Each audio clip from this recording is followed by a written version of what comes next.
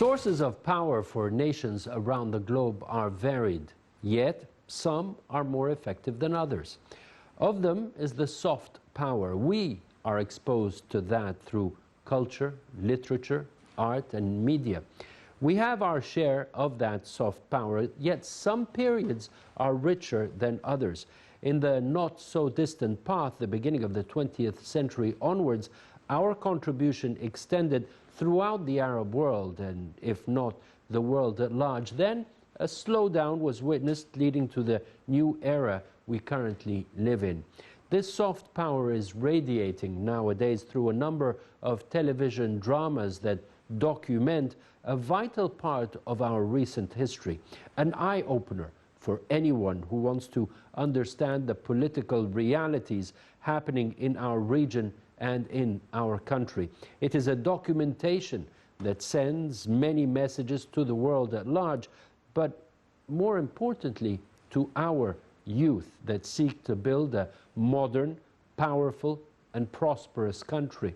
Those who want a brighter future, those who must learn from lessons of the past in order to move forward on strong and on solid footing.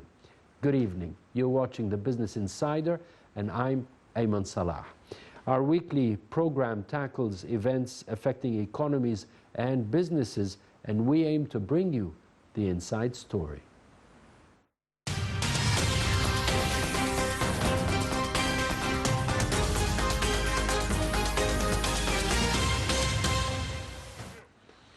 Welcome back to the Business Insider. Now we start with our first news item, and it says that the southern stretch of the Suez Canal, where the mega cargo vessel, the Ever Given, got stuck, will see deepening and expansion works, according to the chairman of the Suez Canal Authority, Osama Rabia. Rabia presented the president with a plan to widen the stretch by 40 meters towards the east and deepen it to just under 29 meters from 20 meters today. The president said he wants the work wrapped up within 24 months at most. The expansion will take place right where the Ever Given got stuck in March.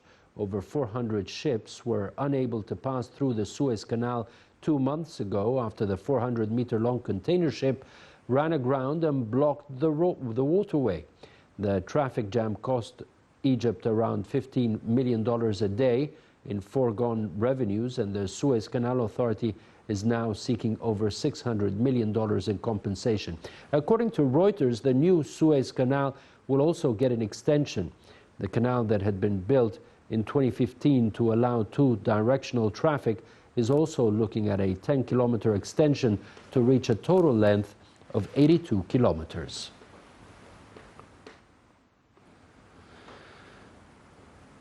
Egypt is in promising talks with foreign companies to invest in establishing data centers in the country, according to the Minister of Communications and Information Technology, Amr Talat.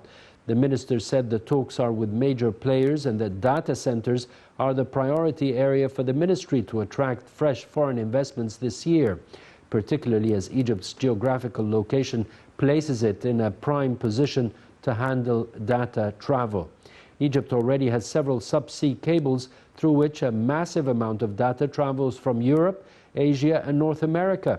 Software development and digital services will also be a key development and investment area for the CIT ministry this year, alongside data analytics and artificial intelligence. Altogether, the ministry is planning to increase CIT's contribution to the country's GDP to 5% this year and 8% within 3 years. The plan to establish Egypt as a data center hub has been in motion for several years now, and the digital transformation has also seen the government roll out more than 70 services through its online government services portal, with plans to increase that number to 170 by the end of 2021 and making all government services available online in 2023. We'll be back.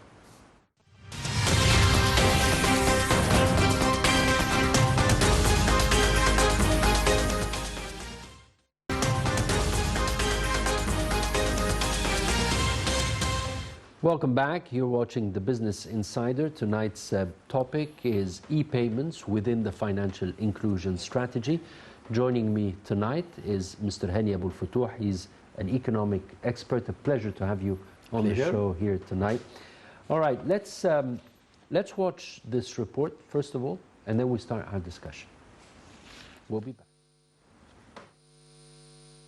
By the end of 2020, Egypt saw a 156% increase in the number of electronic transactions compared to March 2020, according to the National Telecoms Regulatory Authority, better known as NTRA. The report recorded an increase from 3.9 million electronic transactions in March 2020 to 9.9 million in October. In the same period, the number of electronic wallets operated by mobile network providers increased by 17%, from 12.3 million in March to 14.4 million in October. According to experts, the increase is a result of new habits taking root in the wake of social distancing measures introduced to combat the spread of COVID-19 and a government drive to reduce Egyptians' reliance on cash. At the beginning of the coronavirus pandemic, the Central Bank of Egypt, or CBE, asked lending platforms and other financial service providers to encourage citizens to make digital payments via mobile wallets. The CBE has also increased the limit on electronic payments via mobile phones to £30,000 a day and £100,000 a month for individuals, and £40,000 a day and £200,000 a week for businesses. According to the NTRA, the number of transfers from one electronic wallet to another increased by 224%, reaching 3.8 million transactions in October compared to 1.2 million in March.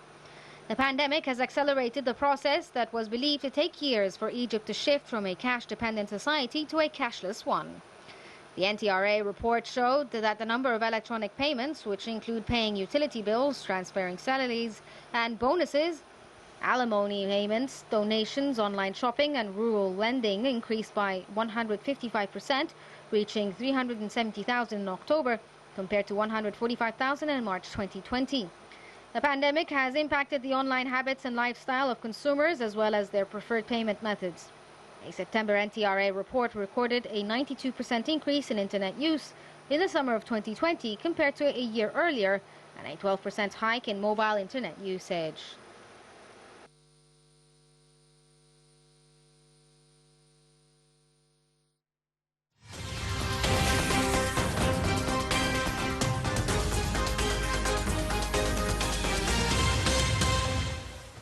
Welcome back. E-payment within the financial inclusion strategy is our topic tonight.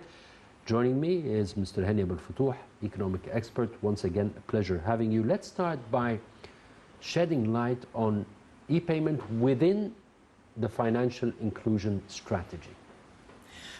Perhaps I would like to start with defining what is financial inclusion, right, and make it simple for for everyone to understand what is meant by financial inclusion.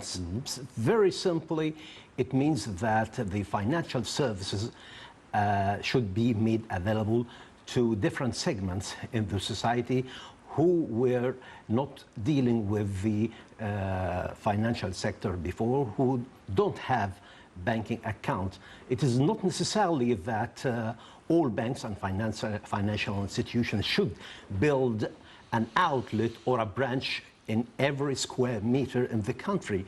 On the contrary, the concept is to make use of the financial technology, the fintech, and develop products and services and channels that makes the use of the financial products and services available for everyone at affordable prices, with the same quality that is being offered to the conventional banking consumers. So if we talk about financial inclusion, we need to focus more on how the financial system should rely more heavily on the modern technology, financial technologies, to develop applications and payment portals, and particularly making the e-payments as convenient and simple as possible for everyone. All right, we'll get to that in a moment, but in order to delve into the financial inclusion strategy a little bit more,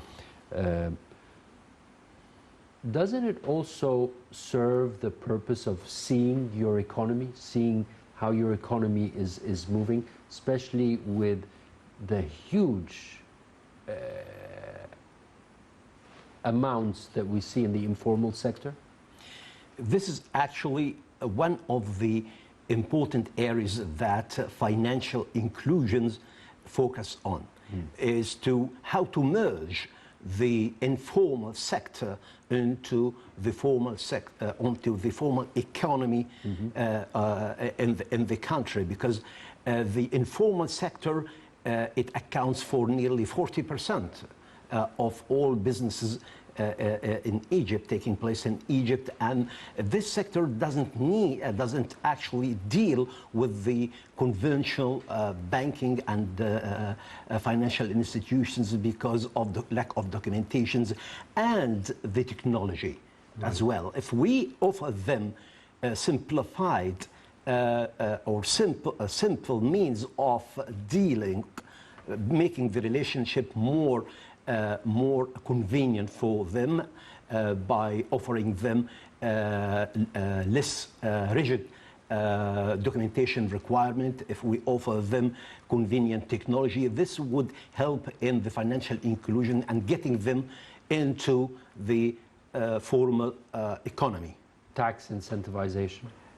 Not necessarily, because tax, of course tax is important, but the informal sector, they don't actually pay tax. And 2 years ago, if my memory serves me right, the government initiated an initiative to offer an incentive waiving taxes for 5 years. And as well as simplifying the requirements for starting a relationship with the banking system. All right, so when we talk about e-payments within the financial inclusion strategy, what does that entail? E-payments entail that transfer of funds by electronic means or by smartphones, and making this technology available to everyone in a very simple way.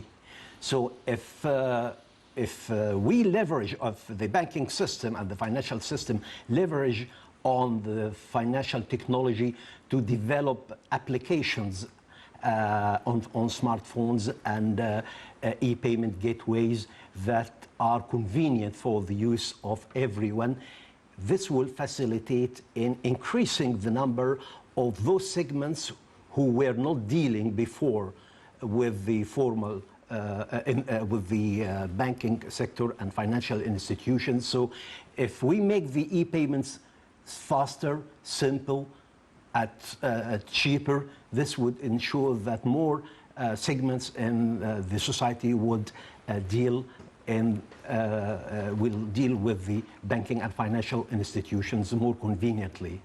But you're not only talking about buying through the internet, you're talking about moving money electronically. So e-payments can also include that? Definitely. E-payments will help in facilitating and accelerating the rate of e-commerce. So, and the report which we just listened to in a few minutes ago explained that during the pandemic, the COVID-19 pandemic, the number of payments, e-payments, raised significantly because people found that there is an alternative and convenient way to make financial transactions without the need to go to branches of the banking system. So the more the government and the financial institutions invest in developing or leveraging on modern technology and financial technology, the more acceleration will happen in the e-commerce. All right, here you're talking about fintech, and we need to to delve into that. But first of all, let me go back a little bit and say, to highlight e-payments again. It's not only a matter of buying through the internet. It's not a matter of transferring funds through banks. There's something called an electronic wallet, which is quite fascinating. Now you can, instead of going to your own bank to get money, to get cash, you can even get money from a gas station. Would you highlight a little bit on the different forms of e-payments? E-payments actually includes several means. It's more than transferring funds from account to accounts. It includes payment through the e-payment gateways, including the online banking, internet banking. It includes the e-wallets, the use of debit card, credit card, charge cards. All these are means to for individuals to use. In the old days, we used to hear about credit cards and debit cards. Now you're talking to me about electronic wallets. How do I use an electronic wallet? Electronic wallet actually is a virtual wallet which is charged or funded with electronic units from a bank account. Okay. So from a credit card, from or a debit card. A debit card or a credit card. But initially, if I want to issue a credit card or a debit card, I must have had a relationship with a bank. You must have an account, right. Okay. So if I have a debit card, a charge card, a prepaid card, I can use this card to charge or fund a virtual wallet. And through this virtual wallet, I can exercise many financial transactions like utility payments, like buying from e-stores and paying for utilities, making life more easier than the way we used to in the old days. Maybe in the 5 years ago, we didn't have wallets as compared to these days. These days, Egypt is very aggressive on issuing e-wallets, and probably Egypt has more than 15 million wallets, while Bahrain has issued 4 million wallets and Saudi Arabia 1 million wallets. So Egypt is taking... But you can't make this comparison because of the population. It depends on the population, each country's population. And that's why Egypt is ranking... percentage within that population. Yes, exactly. But let me ask you another thing. The pandemic, with its dire negative effects, yet it was a booster for the penetration of e-payments and fintech during such a short time. So if we wanted to achieve such a penetration within normal times, it would have taken us 10 years at least. At least. And this happened in 1 year or a little more. Exactly. And it is expected to accelerate in the coming years. This actually was transparent in the MasterCard New Payment Index. It is a report that was issued recently showing the preferences of Egyptian consumers to use the different e-payment channels, including the cryptocurrencies. So, which is banned here in Egypt. Of course, and in it is many banned. countries. It is still banned, and the Central Bank of Egypt has issued several warnings for not using cryptocurrencies. But still, this index shows that at least 94% of Egyptian consumers are ready to explore emerging methods of e-payments in the coming year. What are the main highlights of such a report? The main highlights of this report, actually, I summarized some important and interesting findings in this report. For example, 94% of consumers in Egypt will consider using at least one emerging payment method, such as the contactless or QR codes. Also, 72% of Egyptians are shopping more online since the start of the pandemic. And that is very clear because of the restrictions and social distancing requirements. Egyptian consumers had to find an alternative way, and such an increase was very evident. 57% of consumers are beginning to use online banking services, and that it would have taken years for Egyptian consumers to try and test the online banking. Maybe thanks to the pandemic for this. Yeah. Yeah, and 62 of those surveyed tried new payment method that they wouldn't have tried before.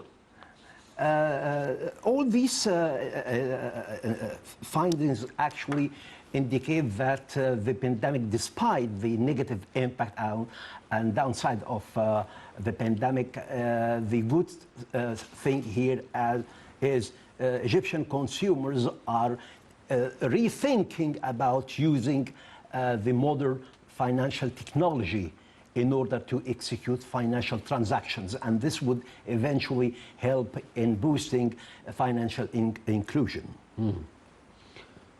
They say that needs are the mother of all inventions, Certainly. as they Certainly. say. And certainly what we are witnessing nowadays is an encouragement for such innovations. You see it in fintech, you see it even in not only in shopping online, but also in buying from stores without having the need to step out of your car and go into a shop. Now you can order, and the shopkeeper would come out with the product, give it to you in your car, which is another application which I discovered a few weeks ago. And the contactless cards. And the contactless cards, but those are in Europe for some time. But in Egypt, it's new. It just started. But the concept of contactless also promotes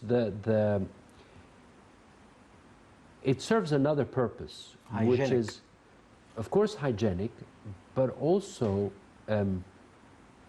it decreases corruption, because you don't have to be in contact with an employee in any institution. When you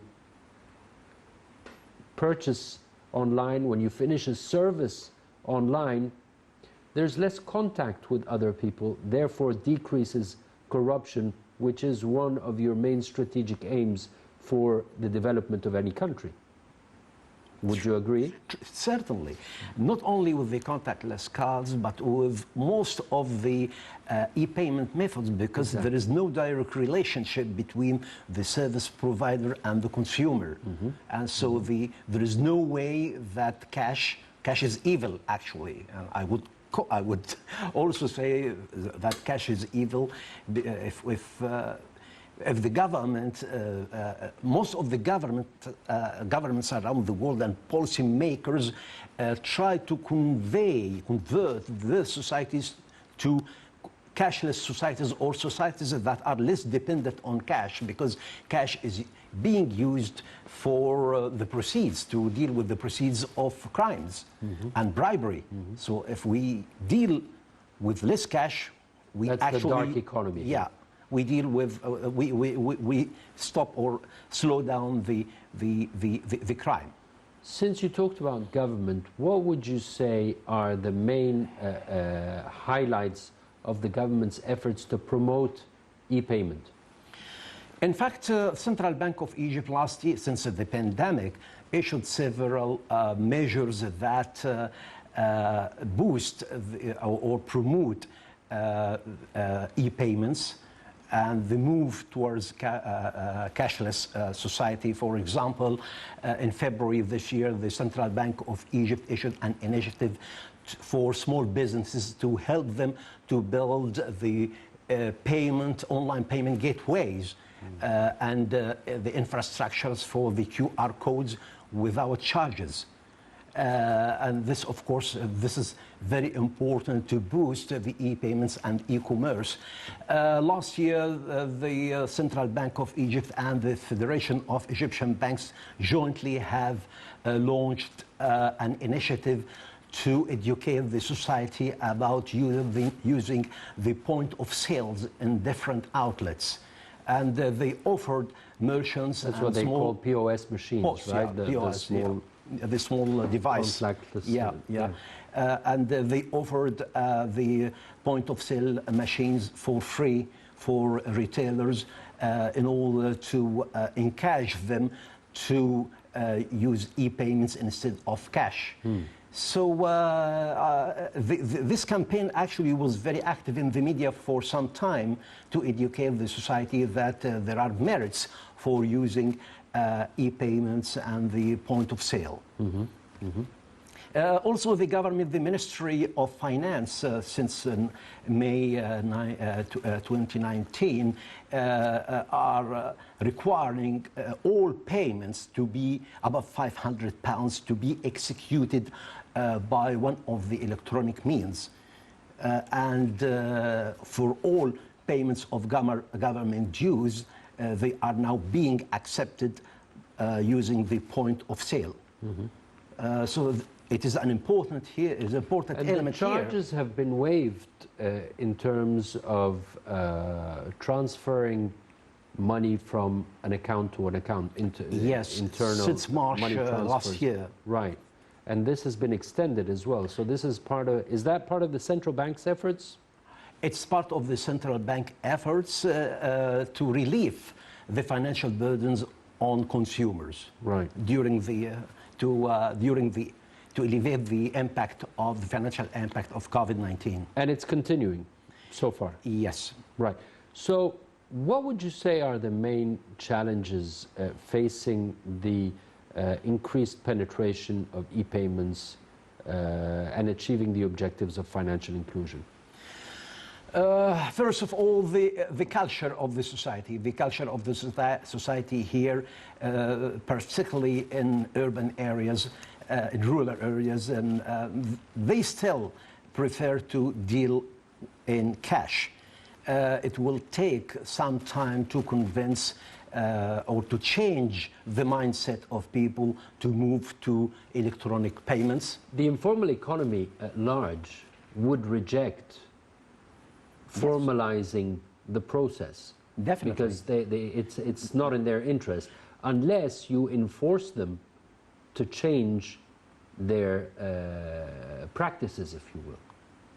In fact, giving them incentives is the best way, not using the rigid enforcement measures, because it is a huge sector and they need to be integrated into the formal economy using reasonable incentives.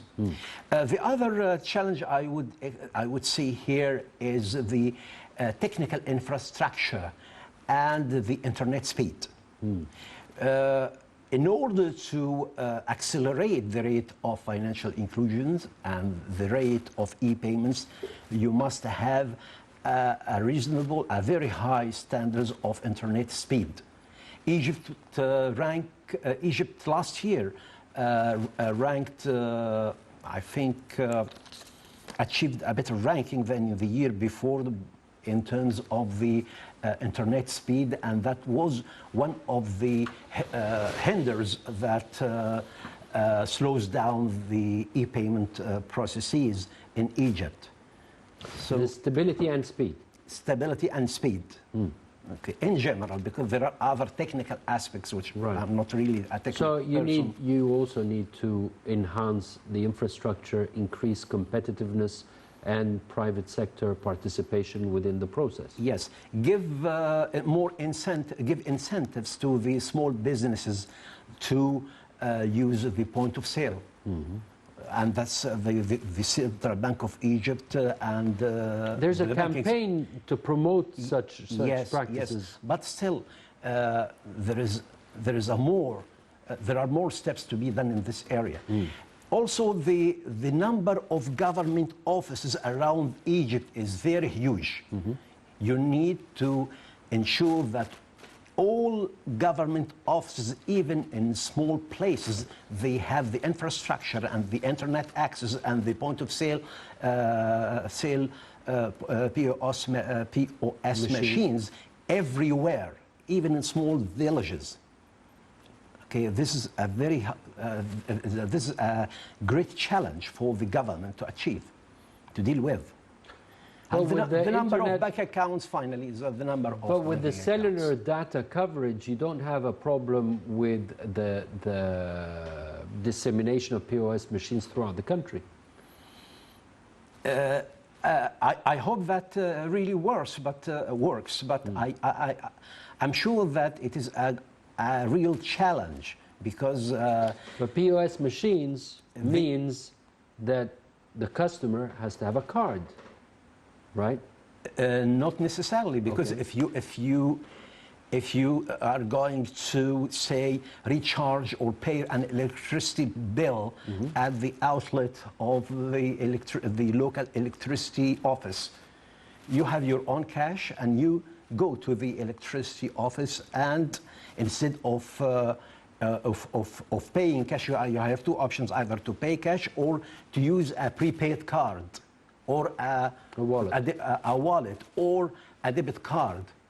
So the issue here is to make the prepaid card. If a person doesn't have a bank account, at least he should have access to prepaid cards, which should be made available in several outlets. Right.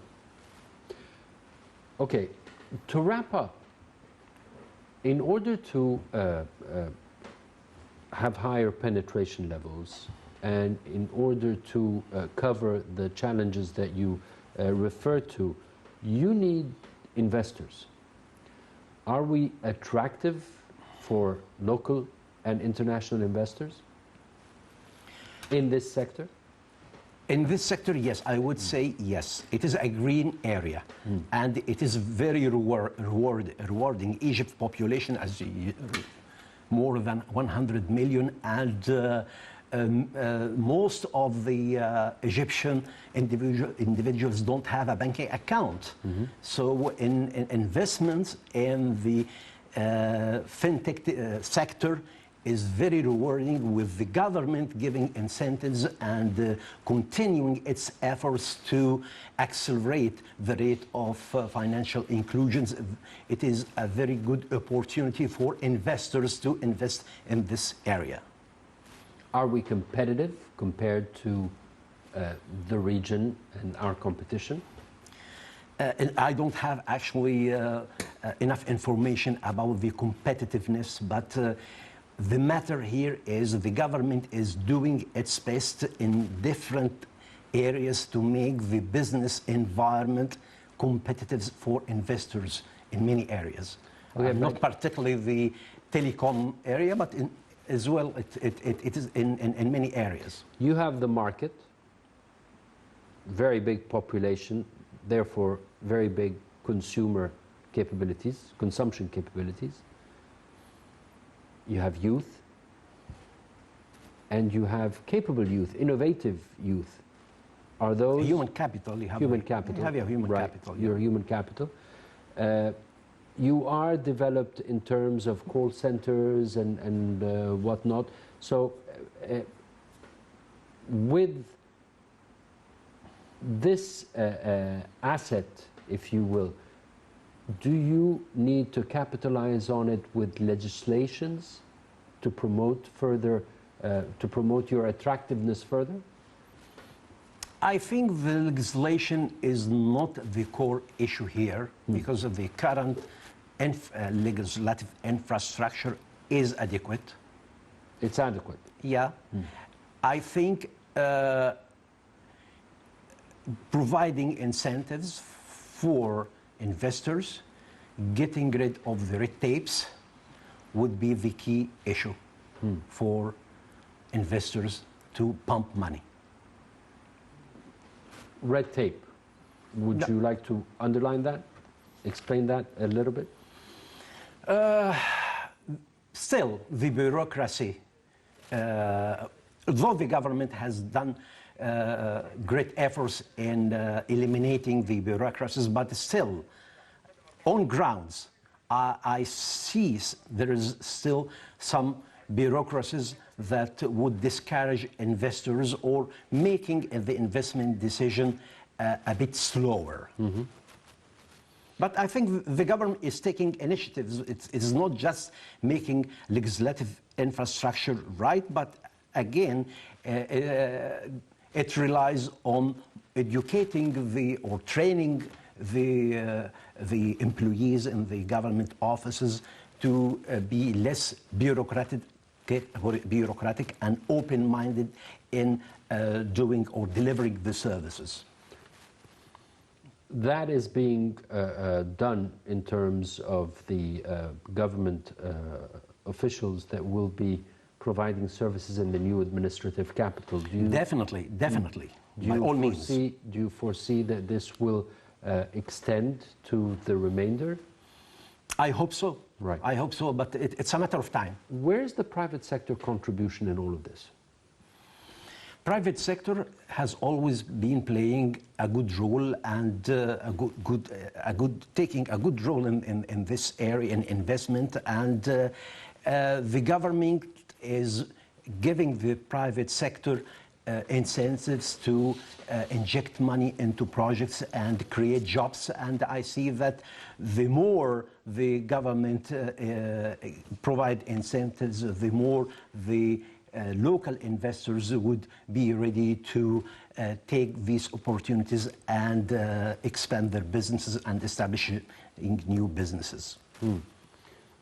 When you started at the beginning of the show and you said the numbers in Saudi Arabia and in Bahrain, so where would you place us in the Arab region?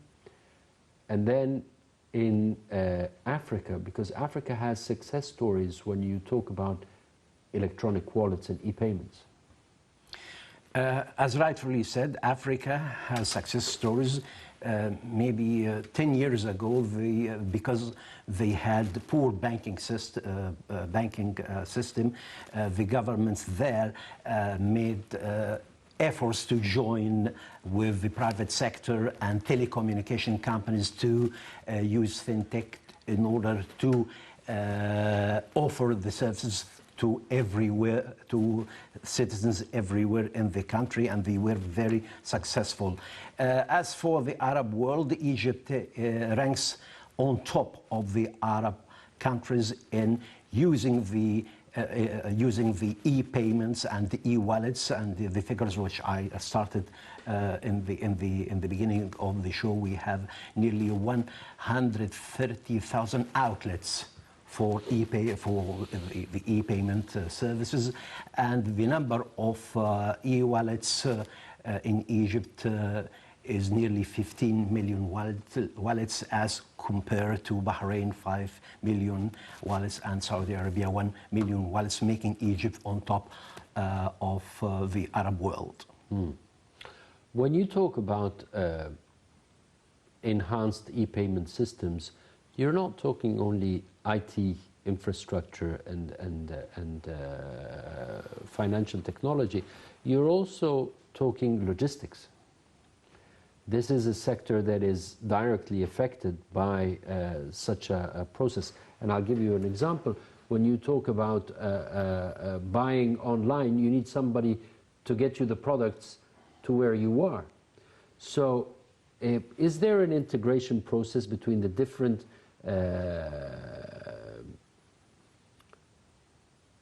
outlets, if you will, the different sectors? Is there a coordination between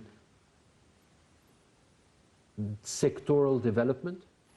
I'm sure there is a coordination in the sectorial development, and the more e-commerce transactions are being made, the more courier companies are delivering services, and the activity of the courier services has witnessed an increase and development in the last 5 years.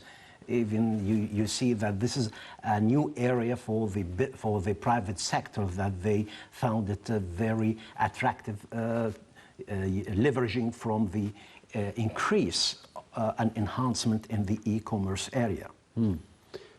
All within the 2030 strategy. Definitely. Right? Yes. So moving Egypt to the financial inclusion, the digitalization of government services, they all serve in achieving the objectives of the 2030. So Egypt has done a lot of efforts in this area, and it continues to develop its efforts to achieve the objectives. Are you surprised at the progress made within such a short time, or did you expect more? In fact, I surprised because the acceleration was unexpected, and as I said in the beginning, the COVID-19, despite its downsides, it has helped in pushing the society to explore more ways or means of e-payments, and that would have taken years.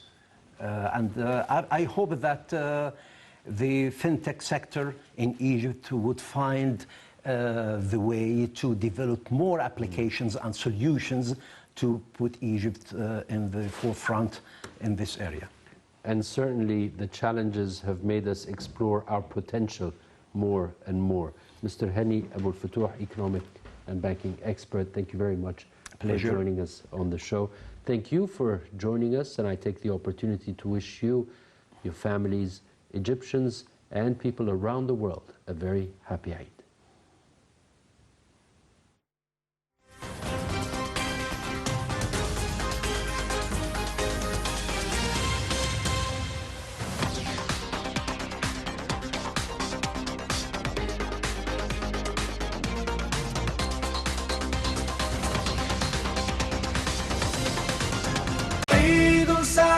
Let's enjoy this